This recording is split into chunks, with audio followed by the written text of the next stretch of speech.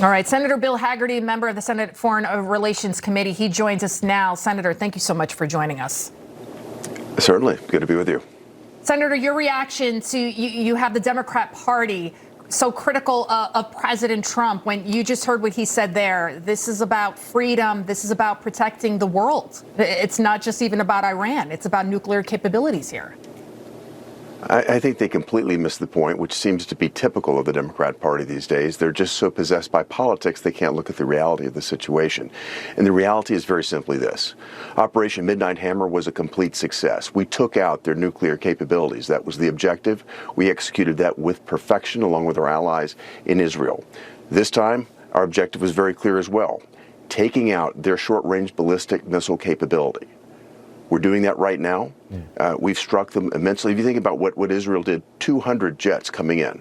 This is in the wake of their taking out a large part of Iran's Air Force capabilities, air control capabilities.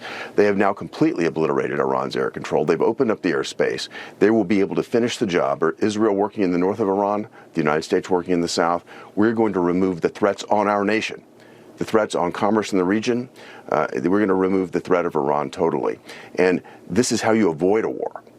This is precisely how you avoid a war, again, with a bloodthirsty nation, with leaders like you've seen, who have been willing to kill Americans, kill our allies, and with impudence. They have been certainly unrealistic in the negotiations with our team, with Jared Kushner, with Steve Witkoff, and this is what happens. President Trump means business. They learned a valuable lesson, and I think it was ridiculous to see them trying to stall the way they always do, and play this game that obviously Obama fell for, and the humiliation that came from it in the JCPOA. I want to talk about the coming days, though, because this is where, obviously today is an incredible day. This was done with precise, the best of our military, the best of Israel's intelligence and military. This was a beautiful job.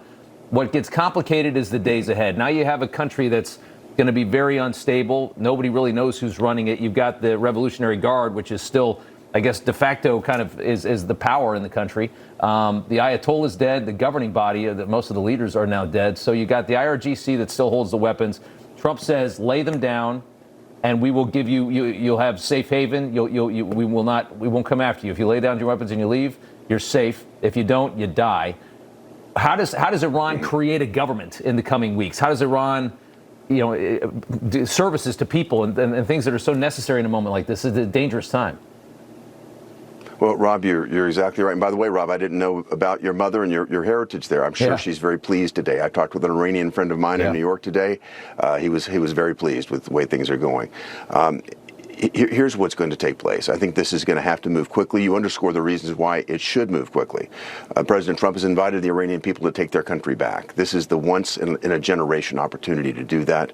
We're going to stand by and be supportive of this. President Trump is creating the opportunity. Also, Rob, he could not have been more clear with the IRGC leadership. Lay your weapons down. You will have immunity, and if you don't, you will die. I don't know how much more clear he could make this. Do you think there's some kind of infrastructure there ready to go?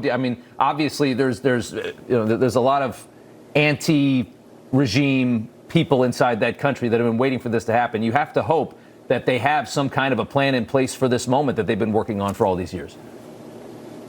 You think about the exquisite intelligence that we've had here. You think about the success of this operation, the success of Israel's operations in Iran. You think about what they were able to do to Iran's supply chains, blowing the thumbs off of every Hezbollah leader, or worse. We have exquisite intelligence, and the way you do that is have people very close. So I think that doesn't require any sort of classified information to figure this out. We've got very deep connectivity into Iran. I think we'll be able to figure this out. We'll be able to work closely with those that can. My hope is, again, that we'll bring this to a close as quickly as possible. Again, Iran has a number of weapons still there, but I think the message President Trump sent was very, very clear. And it was an excellent intelligence that also took out Maduro in the Venezuelan regime as well. So it's incredible what our government's been able to accomplish. Senator Bill Hagerty, I hope our adversaries look at this. Thank you very much. Great to be with both of you. Thank you.